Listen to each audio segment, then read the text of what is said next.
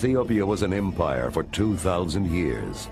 Since then, Marxist military regimes and terrible droughts have ravaged the country. The government doesn't allow film crews into Ethiopia, so I pretend that I'm a tourist with the unusual hobby of visiting distant tribes, this time the Mursi. I never scout my film expeditions beforehand. I go on a hunch whenever I can, and always bring the much-needed medicine. As Belgian explorer and ethnographer Jean-Pierre Dutilleux and his team move past the well-groomed terraces and fields of the Konso tribe, they enter an ancient and barren land in search of the Mursi. It's March. The dry season is over. Dutilleux makes a stop at the Hummer tribe to collect more information. The Hammer are well known for three reasons. They produce fine pottery, quality honey, and they flog their women. The women submit to the flogging with pride. It is how they prove their devotion to their husband. Jean-Pierre is allowed to witness a cattle jumping demonstration by the young men of the Hummer tribe. This is their initiation into adulthood. One day, I hope to return and stay longer with the Hammer, but I must go on and find the Mursi tribe before it is too late. There's a clock ticking in my head. At any time, a storm could wipe away roads and bridges, stranding us here for months. Finally, we see our destination, the cradle of mankind, the Omo Valley.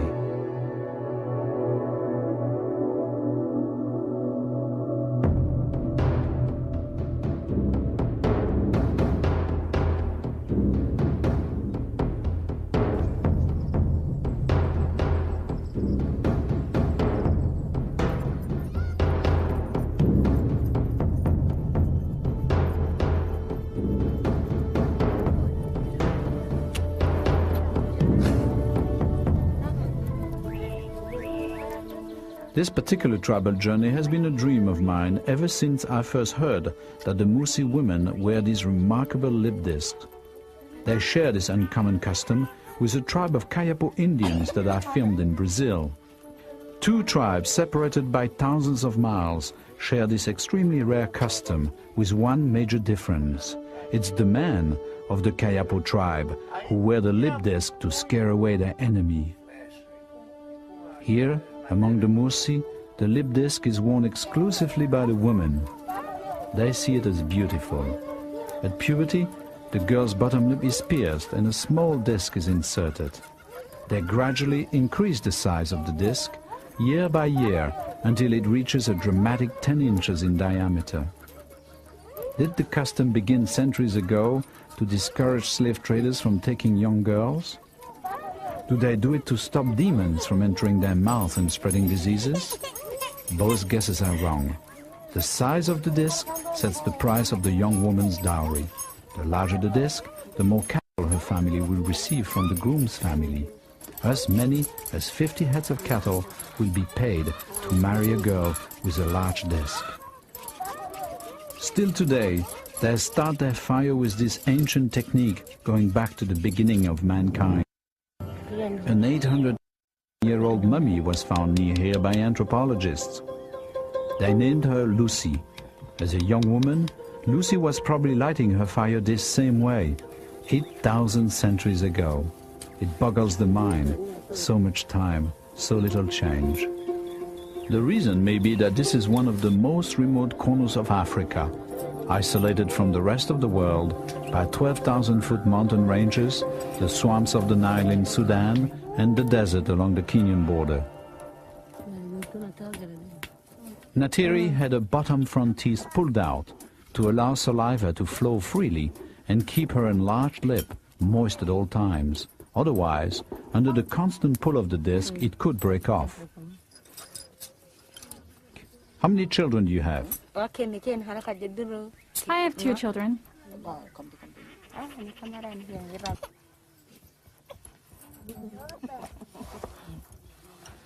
And what are their names? Oh no, I can't tell you their names. It would bring my children bad luck if I told you. Have you lost any children? Yes, that's the way it is with us. Only the strong can live.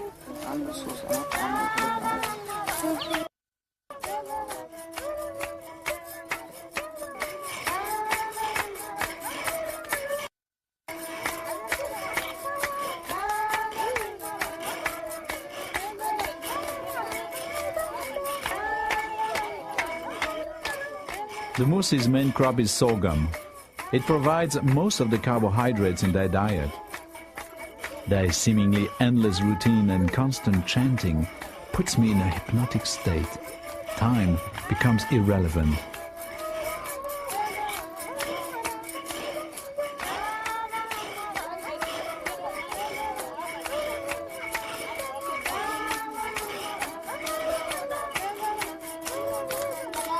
After Nabali is done grinding the seeds into a fine flour, she adds milk or water and boils the sorghum mixture in a clay pot.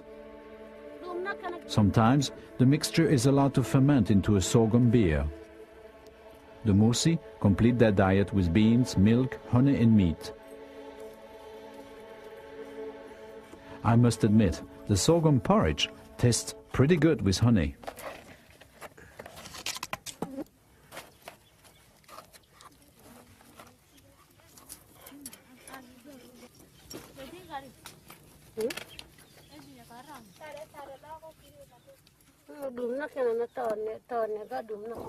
After feeding her children, Nabale talks with Dutia. Yes, it hurt a lot when I pierced my lip. My father got 38 cows when I married Banyese. My husband likes it a lot.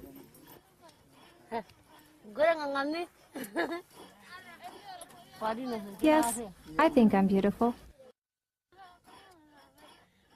I wonder what Nabali would think of the kids in our so-called advanced society that wear nipple, belly button and eyebrow rings, poke studs through their tongues and wear tattoos on every conceivable part of their body.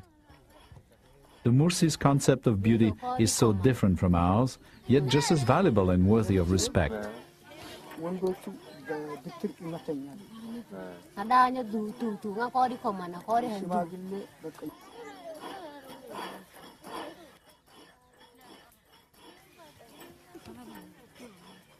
After a few days, I'm getting used to the lip disc myself.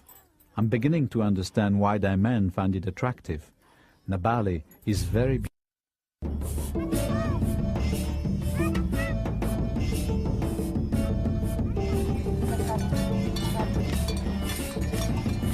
Cultivation is the work of women and girls. Herding is for men and boys. Banyese, Nabali's husband, will tell you that he has 45 cows and 2 wives, in that order, which means Banyese is a wealthy man. Cattle is their currency. Not only does it provide milk, meat and leather for their clothing, it is also the only true measure of a man's wealth. A typical Mursi settlement consists of 4 or 5 families herding their cattle together. The Mursi will do anything to avoid slaughtering these animals. It is only done out of extreme necessity. But the cow's blood, well, that's a different story. It is prized as a source of great strength.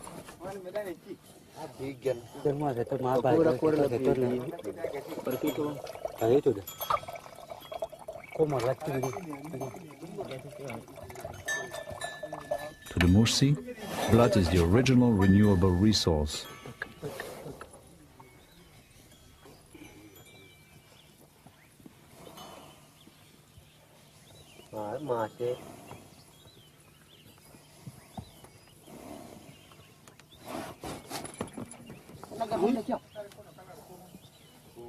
For the Mursi warrior, there's nothing like a half-gallon of hot blood first thing in the morning, and then wipe your mouth with dry cow dung. It's clean, absorbent, and available. Au naturel.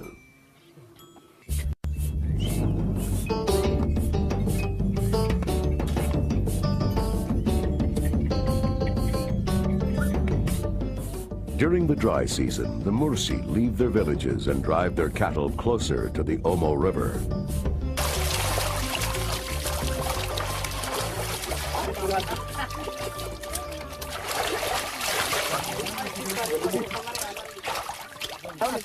The Mursi have an aversion to body hair. It's considered unhealthy. Both men and women remove all their pubic hair. The only hair that is left adorns their head.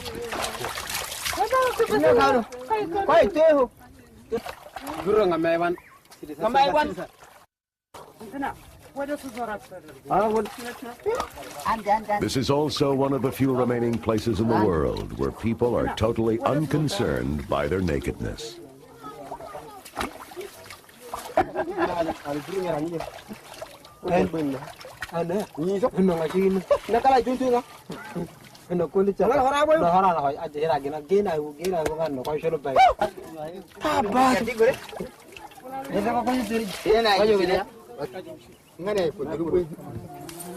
Banyese is applying a thin layer of clay to Ulbudong's back. While it is still wet, he uses the tips of his fingers as a brush to create a variety of patterns. The Mursi view the human body as a living canvas. Their art is designed to seduce women.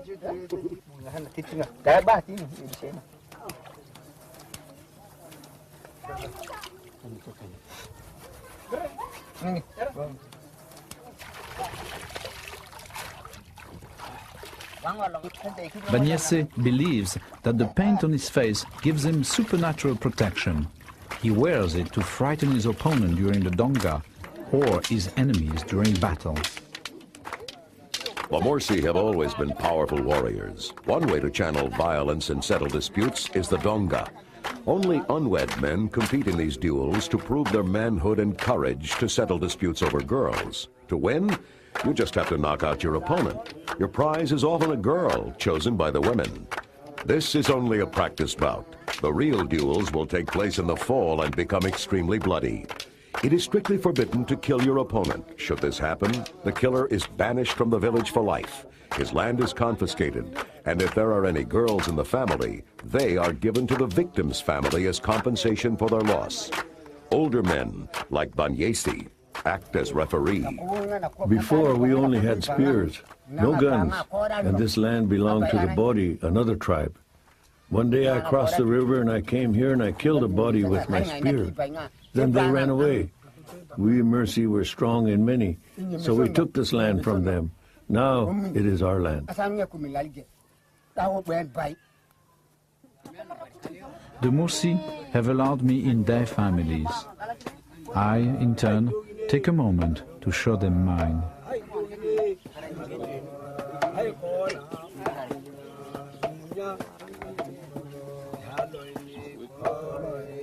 Jean-Pierre realizes that the Mursi have given up their spears for automatic weapons from Somalia and Sudan. One Kalashnikov automatic rifle is worth 4 cows. It is estimated that there are more than 1 million weapons circulating around Ethiopia. Stone Age people and modern weapons. It's a deadly combination. Since the introduction of automatic weapons, the Mursi have participated in the near extinction of the wild game in this region. They see wild game as a free meal.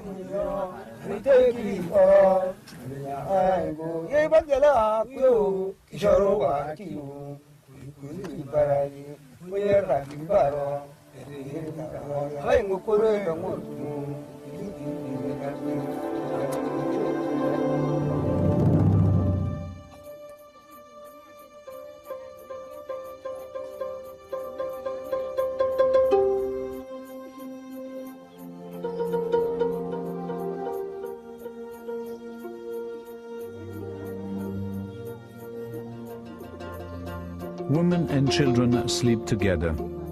The men stay close to their cattle.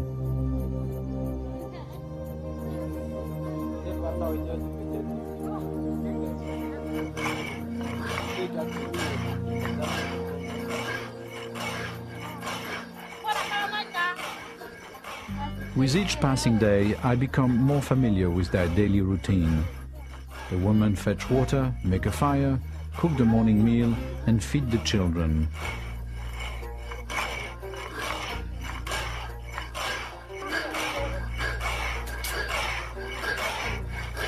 The never-ending grinding of the sorghum punctuates the rhythm of their lives. life inches on, generation after generation, unchanged for thousands of years. Sorghum is a staple in their diet. They harvest the crop in 70-day cycles. A good rain may result in 2 crops in the same period. If the cattle are pastured too far from the fields, the men and women will split up for months at a time. The women stay close to their crops, the men to their cattle.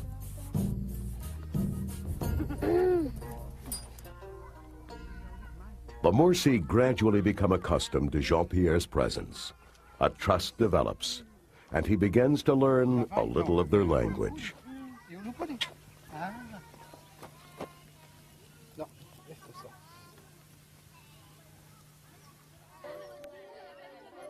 Only now can I begin to offer some relief to their most basic medical needs. Guinea worm infections and conjunctivitis are amongst the most common ailments here.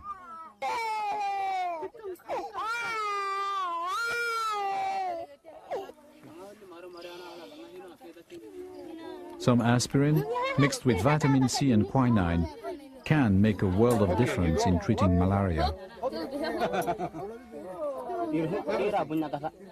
But it tastes awful. Despite their apparent good health, many Mursi die each year from malaria, yellow fever, and the sleeping sickness carried by the tsetse fly.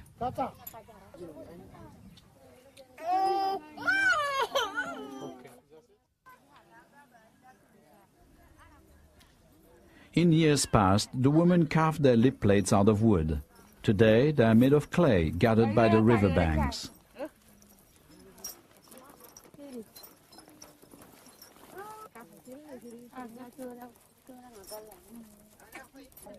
When the carefully crafted discs or plates are ready, they will bake in the fire like pottery.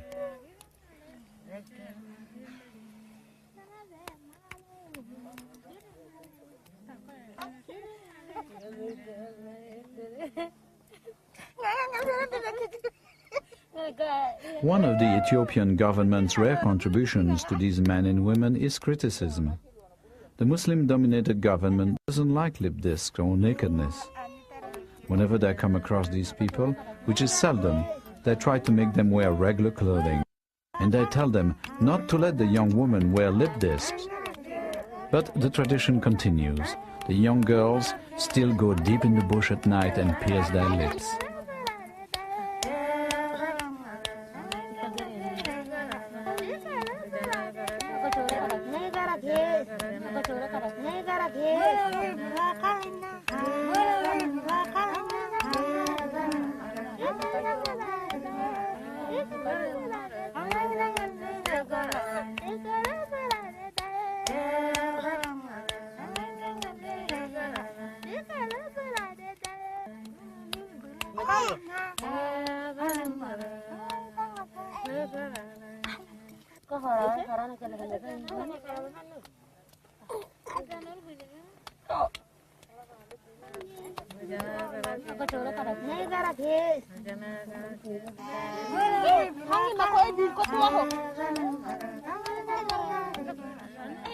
How is it that tribal groups like the Kayapo of Brazil and the Mursi of Ethiopia, living on opposite sides of the earth, share this unique tradition? Is it coincidence? Or could it be that in a very distant past they came into contact with one another, or shared a common ancestry? Could this be, even though the Kayapo are of Asian origin and the Mursis are black Africans? If these groups are allowed to survive into the 21st century, this question may be answered, but for now it remains shrouded in mystery.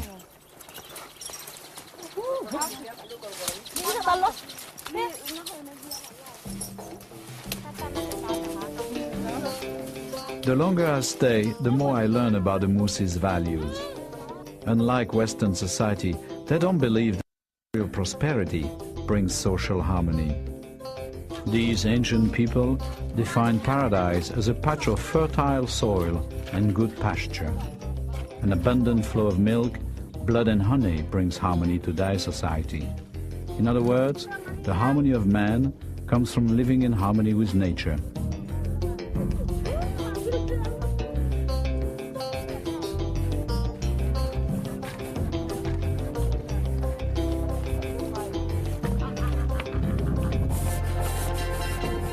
But values have to stand the test of social reality. And for the Mursi, cattle are their reality. If I have a Kalashnikov rifle, I can protect my cows and my family from other tribes. If not, they would take everything away, even the land. That is why I don't mind trading 6 cows for 1 Kalashnikov. It is because of no rains that we had to take this land from the Bodis. But today, the Bodhi are many, and they are getting stronger. They steal our cattle and food and kill some of us.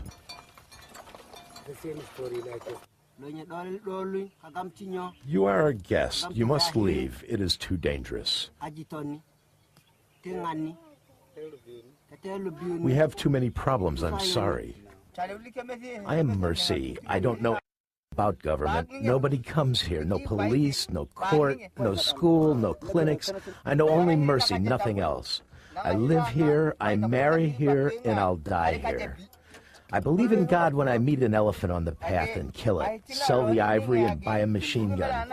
All that I get from God. I didn't work for. All the men want girls with the big plates. They're very nice, very beautiful. That's what we believe.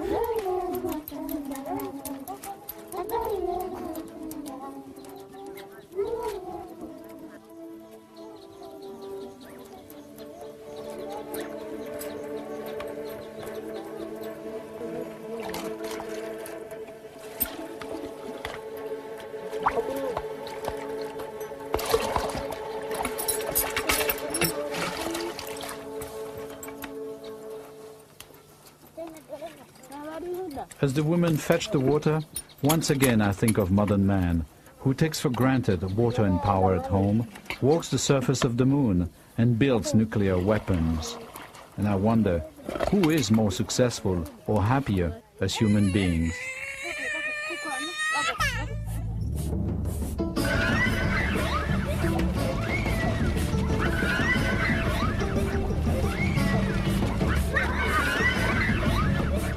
The kids' enthusiasm for a simple piece of soap is as refreshing as the river cooling my bones.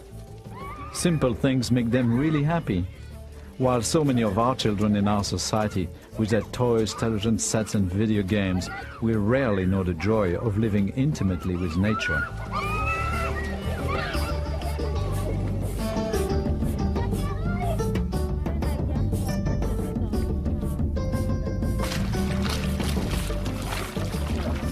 The Mursi have no central political authority or real chieftain, but some men are listened to with respect. They're called Jalaba. They're usually over 50 and have proven themselves to be men of wisdom, moderation, and experience. Their role is to maintain tribal traditions rather than make decisions for the group. As animists, the Mursi pour milk in the ears of their deceased. Milk is a symbol of wealth that is carried by their dead into the next world. They bury their dead wrapped in cowskins in front of their homes. Cattle are driven over the grave to cover all signs of the deceased. The Mursi believe that maturity comes when the heart penetrates the eyes.